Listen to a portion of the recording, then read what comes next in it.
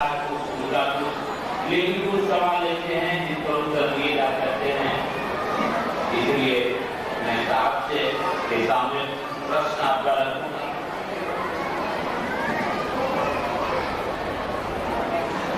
कुछ प्रश्न रखूंगा, एक आध सवाल है इस पर की बात हो सकती है।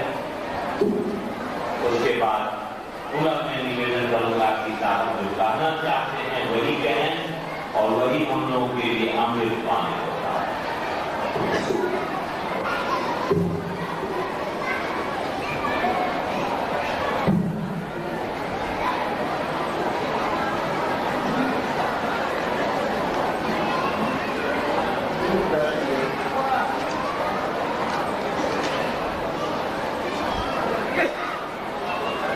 एक प्रश्न आया है, प्रकृति का नियम और ईश्वर के नियम में क्या फर्क है? कहीं ऐसा तो नहीं कि ये दोनों एक ही सीखे के दो पहलू।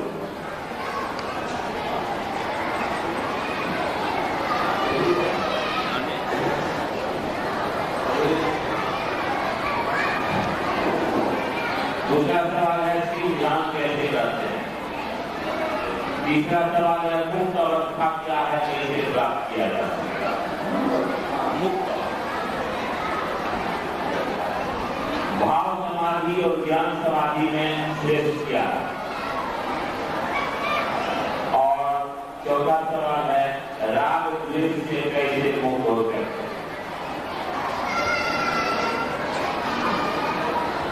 अभी आपने प्रश्न सुने, अभी देवाशीष भाई ने जो सवाल पढ़ा आपने सुना, ये कोई सवाल, ये चारों पांच सवाल शिव गुरु से संबंधित नहीं है। गुरु और शिष्य की परिधि में नहीं आते हैं।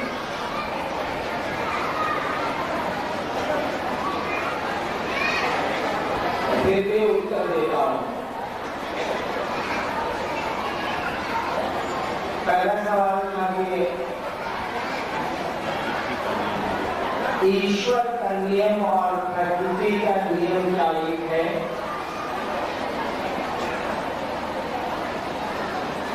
उत्तर भी प्रश्नकर्ता ने ही उसमें दे रखा है। उन्होंने कहा है कहीं ऐसा तो नहीं कि ये दोनों चीजें एक है।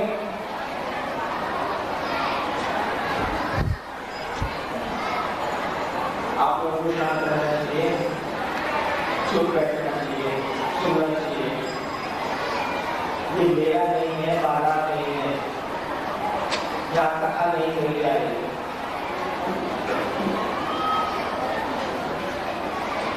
हम लोगों को मालूम है एक शब्द नारायण।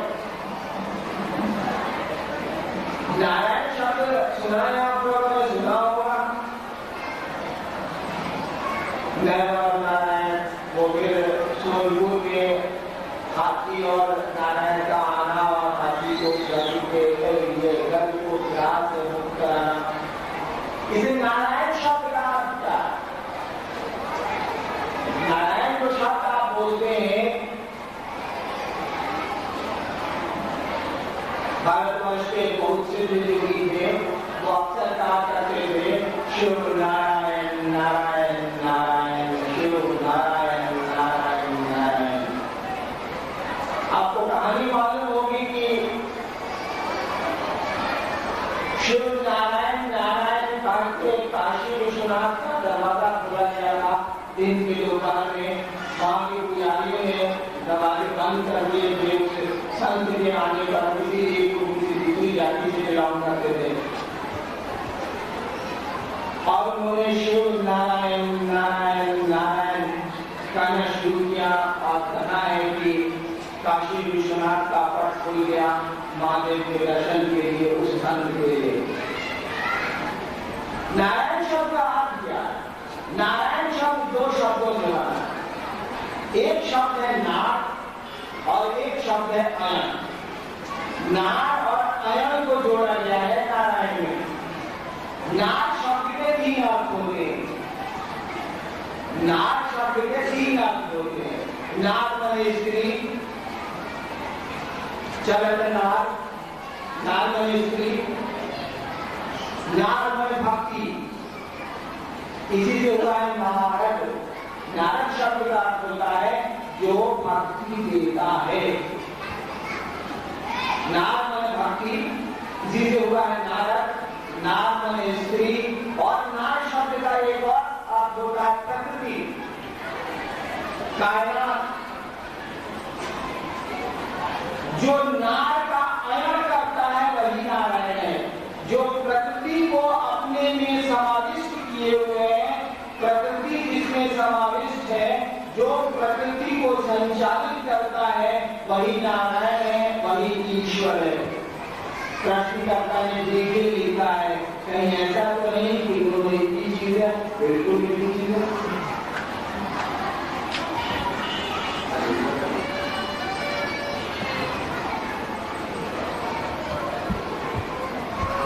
क्या कर रहे हैं हमको पता नहीं। आप ध्यान कैसे कर रहे हैं हम कैसे बताएं? शिव ध्यान कैसे करते हैं? पहले ध्यान करते हैं या पूरे रहते हैं। हम लोग पहले लेके आए कि किताब पढ़ते थे बाबू जी के घर से, तो किताब रखते थे अपने क्लास का और उसके भीतर रखते थे उपकरणिया। क्या है? कहानी की किताब, चुन्नू मुन्नू, चंदा मामा, हमने उसमें रखा। चंदे बाप को बताई नहीं सकते, बाप को कहेंगे कि बच्चा कितना पढ़ता है। जब सामने ये रखे हुए हैं अंग्रेजी की किताब, आप भीतर में उनको क्या पता है कि चंदा मामा हम पढ़ रहे हैं? कैसे बताते? तो शिव ध्यान कैसे करते हैं? शिव ध्यान क्या करते हैं ये कौन बताएगा? प्रश्नकर्ता भी शायद बता सके। कैसे जान लीजिए। इस संसार में देवताओं को भी, इस संसार में ईश्वर को भी, इस संसार में कृष्ण, राम और शिव को भी, इस संसार को शिवोन्मुख करने की दिशा में चलाना पड़ता है।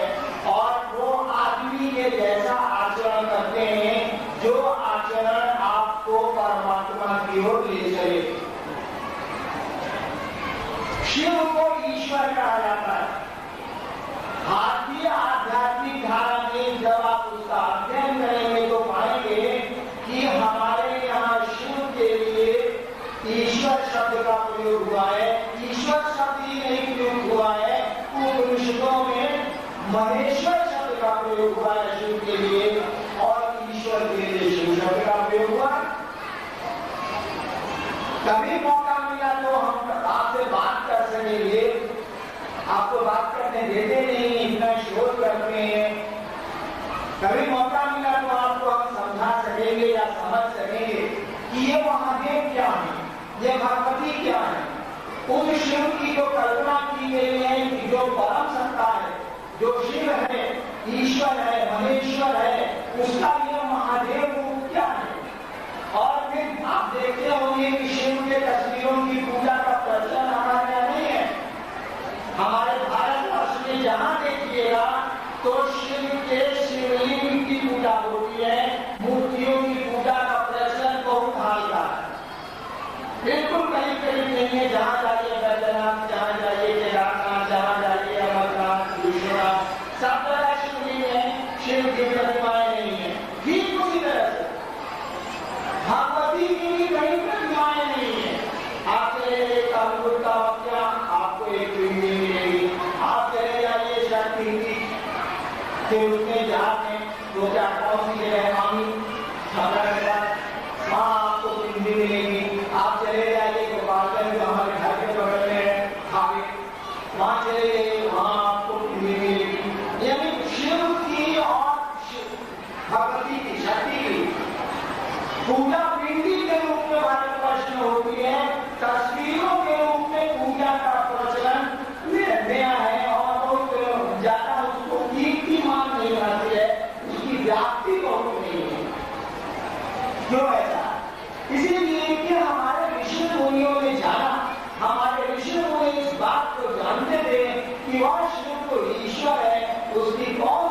बेहतरीन तस्वीर बन सकती है।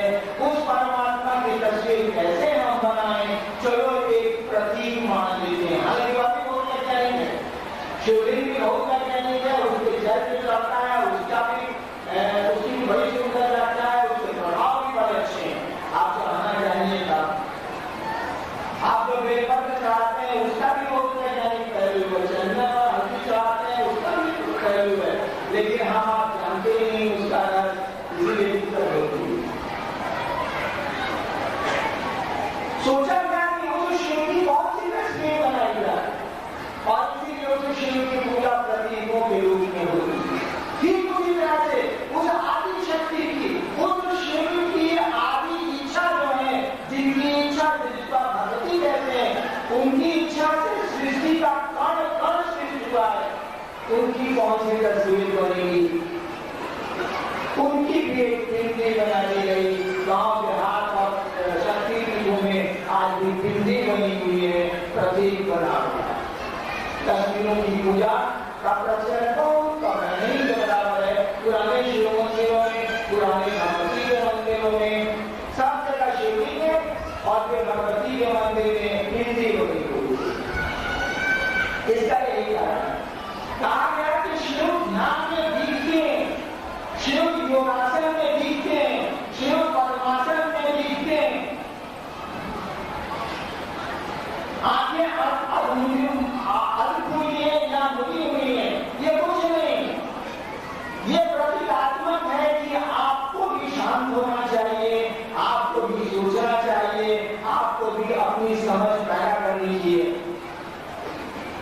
देखिए हम लोगों को तो खबर है कि हमारे घर में लोग गए, मेरे माँ बाप नहीं पढ़ते मुझे मैजिस्ट्रेट का कंट्रोल का इंचार्ज पढ़ता रहा। मेरे पिताजी अब 80 साल के हो गए, मैं नहीं कहना चाहता कि वो मरेंगे, लेकिन हम नहीं मरेंगे, ये जान लीजिए, क्योंकि हमको देख के आपको लगेगा कि सारा ही 50-54 का हो गया। अब जो कहता है कि मकान बनाए बाबा, आपको दुआ कहने रही, नदिया कहने रही, आपको दुआ के बेटवा कहने रही, ओवरो रूम बनाने के बाद पूरी योजना अभी 100 साल की है हमें के दिमाग में। अब मुझसे से बचे हम 30 साल से ज्यादा तो कोई नहीं जा रहा था, हमसे कभी है। तभी योजना हम बनाए, क्यों बनाए? सूचना है कि मरेंगे, समझ नहीं, समझते ही नहीं। शिव की तस्वीरें, इन देवताओं की तस्वीरें प्रतीकात्मक हैं, उनके कुछ मानी है, कुछ अर्थ है, और शिव किसका ध्यान करेंगे?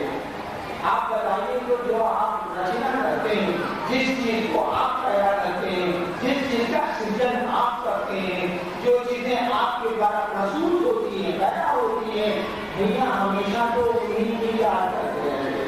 हमारा लड़का, हमारी संपत्ति, हमारी सृष्टि, हमारी वही शिव भी तो संसार का पूरा रचेगा। कहा जाता है कि वो जगत पिता दिखलाए गए शिव को अर्धनारीश्वर के रूप में, यानी जहां पर स्त्री पुरुष एक साथ में और भाग में अलग में वह मानव सृष्टि की का प्रारंभ है, जो शिव और भगवती के रूप में दिखलाया जाता है। वह सत्ता जब ध्यान मस्त है तो सृष्टि के लिए है, हमारे आप के लिए है, और हम लोग अपने ध्यान में मस्त। कुछ ऐसा ही कार्य हो सकता है। मुक्त अवस्था क्या है और कैसे प्राप्त किया? मुक्त अवस्था क्या है और कैसे प्राप्त किया, विषय हम लोगों के मंच का नहीं है। हम लोग मुक्त हैं कि बंधन में? हम लोग बंधे हुए हैं कि खुले हुए हैं? रविन्द्रनाथ ठाकुर ने शिव को जब गुरु माना तो अपनी एक कविता में उन्होंने लिखा, आमी नटराजे चेला, मैं शिव का शिष्य हूं, चित्ताकाशे देख चीलेला, मन चित्त के आकाश में कहा जाए, बांधो खोले सीख ची साधन। महाकाल को गुरु मानते, नटराज को गुरु मानते, क्या करें? आमी नटराजे चेला, চিন্তাকাশে দেখছি খেলা বান্ধন খোলার শিখছি সাধন and learning method of unbound to unheal the bondage. बांधन खोलने सीखी साधन बंधन खोलने का साधन सीखे शुरू बांधन खोले सीखी साधन महाकाले त्रिशूल नाचे महाकाल का त्रिशूल नाच रहा है यानी काल का त्रिशूल नाच रहा है यानी रविन्द्रनाथ ठाकुर कह रहे हैं कि हम बंधन में हैं बंधन खोलने का गुरु से तरीका सीख रहे हैं साधन सीख रहे हैं देखिए हम लोग कितने बंधनों में आज से 10 साल पहले मैंने एक स्कूटर खरीदा था 15 साल एक स्कूटर खरीदा था 601 रुपए यही पड़ते स्कूटर को हम ठेला से गांधी मैदान थाना से मंगाया था ठेला वाला हमारे ऑफेरी रोड में हमारे डेरा के सामने सरकारी डेरा था ठेला वाला रिक्शा स्कूटर को पटक के गिराया 100 रुपये के स्कूटर ले गया पटक दिया और ठेला वाला पैसा ले गया रात में जब 10 बजा कहा अपने मान लो गुरु भाई को कहा कि भाई साहब इस हमें स्कूटर को उठा के गैरेज में रखिए रात में कोई ले जाएगा तो 100 रुपये मिल जाएगा उठाइए के ले जाएगा तो उठा देगा ये कहा मैं सोचा मेरे दिमाग में आया कि स्कूटर हम अपने आराम के लिए 100 रुपये में खरीदे हैं कि इसके आराम के लिए अब हमको रहना पड़ा इसको गैरेज में उठवाओ ये करो तो वो करो अब हमने स्कूटर की गुलामी खरीद के ली थी